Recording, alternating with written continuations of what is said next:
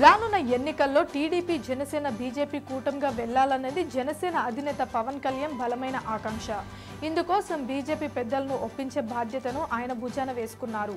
అనేక సభలు సమావేశాల్లో కూడా ఆయన ఇదే మాటను చెప్పారు. బీజేపీ పెద్దలతో తాను మాట్లాడుతున్నానని, పొత్తు కుదురుతుందన్న ఆశాభావాన్ని వ్యక్తం చేశారు. బీజేపీ నుంచి అటువంటి ప్రకటన ఎప్పుడూ రాలేదు. కానీ పవన్ కళ్యాణ్ మాత్రం పదే పదే చెబుతూ వచ్చారు. వారం రోజుల నుంచి పవన్ ఢిల్లీ పర్యటనకు వెళ్లి బీజేపీ పెద్దలను కలుస్తారని జోరుగా ప్రచారం జరిగింది. ఆ పార్టీ ముఖ్య నాయకులు కూడా ఇదే విషయాన్ని చెబుతూ వచ్చారు. పొత్తుపై స్పష్టత వచ్చిందని, సీట్ల సర్దుబాటుపై చర్చలకు పవన్ ఆ తర్వాత చంద్రబాబు ఢిల్లీ వెళ్తారని ప్రచారం జరిగింది. రోజులు గడుస్తున్నాయి. కానీ పవన్ కళ్యాణ్ ఢిల్లీ పర్యటనకు సంబంధించి షెడ్యూల్ ఇప్పటివరకు విడుదల కాలేదు. ఇప్పట్లో ఢిల్లీ పర్యటన ఉండకపోవచ్చని అంతా భావిస్తున్నారు.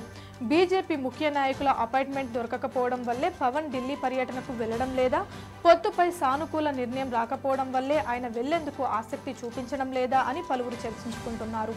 టీడీపీ జనసేన కూటమి అభ్యర్థులుగా పోటీ చేయబోయే ఎంపీ స్థానాలపై ఒక స్పష్టతకు ఇరు పార్టీలు వచ్చినట్లు చెబుతున్నారు. దీనిపై టీడీపీకి అనుకూలంగా వ్యవహరించే ప్రధాన మీడియాలో కూడా కథనాలు వస్తున్నాయి. ఇవన్నీ బీజేపీతో పొత్తు లేకపోవడానికి కారణాలుగా చెబుతున్నారు. బీజేపీ ముందుకు రాకపోవడం వల్లే ఇరు పార్టీల అభ్యర్థులను ఖరారు చేసే పనిలో ఉన్నట్లు చెబుతున్నారు. ఇరు పార్టీలు పోటీ చేయబోయే స్థానాలపై ఒక స్పష్టతకు వచ్చిన తరువాతే ఈ మేరకు నిర్ణయాన్ని కూటమి తీసుకుంటున్నట్లు చెబుతున్నారు.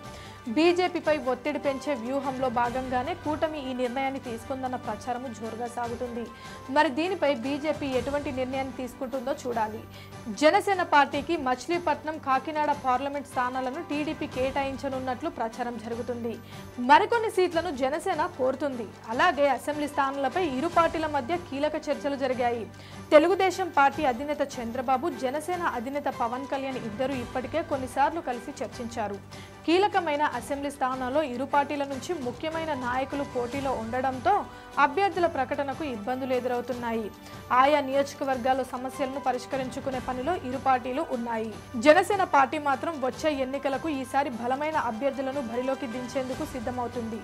అంగా అర్ధబలం ఉన్న నేతలపై జనసేన దృష్టి సారించినట్లు తెలుస్తుంది. కనీస స్థాయిలో ఎమ్మెల్యేలతో అసెంబ్లీలో అడుగు పెట్టడమే లక్ష్యంగా పవన్ కళ్యాణ్ ఉన్నట్లు చెబుతున్నారు.